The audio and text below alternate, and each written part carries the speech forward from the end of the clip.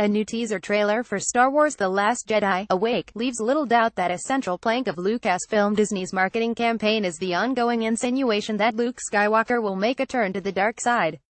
Maybe this is just because I can't bring myself to believe, narratively, that a 40-year hero's journey ends with a complete collapse into evil, but I think we're being misled. Something far more interesting is going on with Luke in The Last Jedi. If you're already on board with the Luke turns to the dark side theory, which gained steam after a movie theater standee placed Luke with the dark side characters, then there's plenty to support the assertion in this new teaser trailer. Beyond the simple aesthetic darkness of portraying Luke in a dark, Sith-like hood, 2 shots in the teaser trailer are edited to give the appearance of a standoff between Luke and Rey.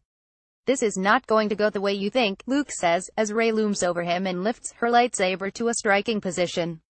Luke Skywalker aboard the Millennium in a new teaser for Star Wars The Last Jedi. Photo Lucasfilm. Though clearly from the same scene, there's no way to know whether the 2 shots are actually related to each other. Also, there's always the possibility it's Rey, not Luke, who turns to the dark side. It's possible Disney is playing us just as effectively as they did with the marketing campaign for Iron Man 3, which focused on the mystery of the Mandarin to cover up the movie's real bad guy, Aldrich Killian.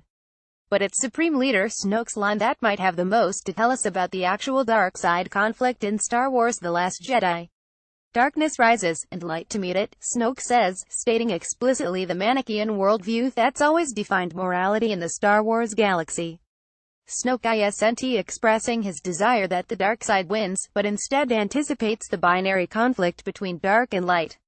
The arch-villain of The Last Jedi is deeply invested in this concept, so defeating him could mean subverting the conflict Snoke desires, rather than submitting to the binary and hoping light comes out on top.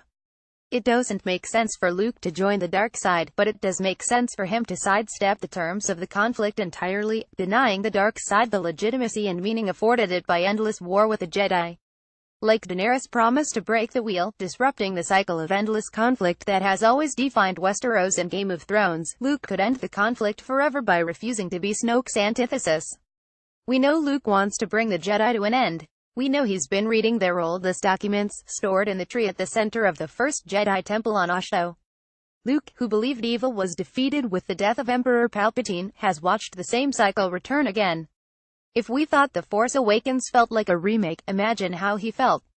Rather than fall into the same role and repeat the cycle, maybe Luke opts for a third way, denying the moral starkness of the Jedi versus Sith duality. Sure, it's just a guess, but it makes a lot more sense than Luke Skywalker becomes a baddie.